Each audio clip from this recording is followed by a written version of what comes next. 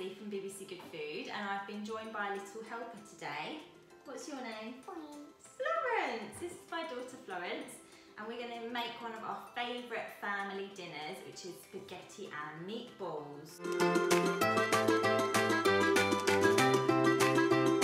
So, to make our really easy version of spaghetti and meatballs, you're just going to need a handful of ingredients. So we've got some really nice beef mince here. This has got about 12% fat, which will give you a nice juicy meatball. And to that we're going to add some sausage meat. And then for our sauce, we've got some chopped tomatoes, some spaghetti and some garlic. And we're also going to add some parsley to the meatballs. So I've lost my sous chef for a while, but I'm going to move on to making the meatballs. So I've added the sausage meat to the minced beef, and to that I'm going to add our parsley.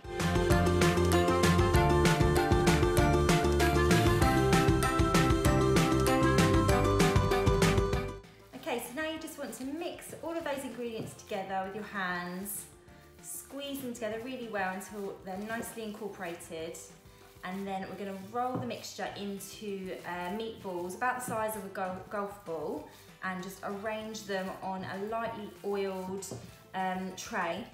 So just take a small amount of meatball, and you can make these as small or as big as you like. Just roll them out and arrange them over your baking tray. And I've put the oven on at 200 fan. I'm going to roast these for about 20 minutes. Just give them a little drizzle with some oil first. And make sure you space them out nicely on your tray if you can, because they'll brown much easier if they've got a bit of space around them. So just roll them around in the oil a little bit. Make sure they're nicely coated, and we'll pop those in the oven. So while our meatballs are in the oven, we can get on with cooking the sauce. So I'm just going to add a tablespoon or two of oil to my pan. Pop in the garlic. So that's 2 cloves of garlic, which I've just crushed down nice and fine. And just stir that into the oil, leave it to sizzle for a minute or two. You don't want the garlic to take on any colour, just soften slightly. And then we'll add our tins of tomatoes. Okay, so in with the tomatoes. I'm just using ready chopped ones here, but you could use plum tomatoes if that's what you've got.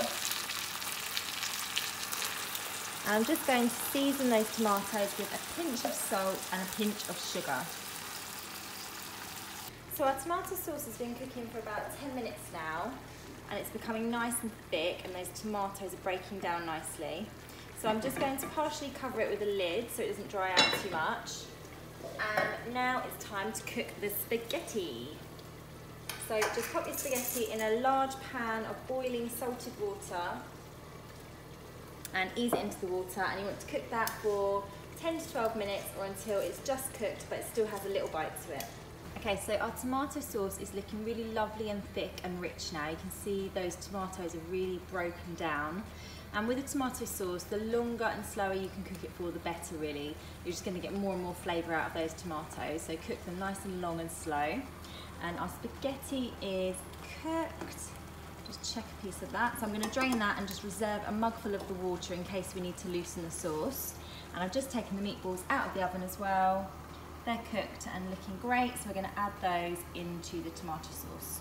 So I'm just going to pop the meatballs into the rest of the sauce. And then I like to stir the spaghetti through the sauce and the meatballs. You can serve the sauce on top of the spaghetti if you prefer, but I think this way you just get all those lovely flavours through the spaghetti. And we'll just add a splash of that cooking water to loosen the sauce. So just give everything a really nice toss together with your tongs, and then we're ready to serve.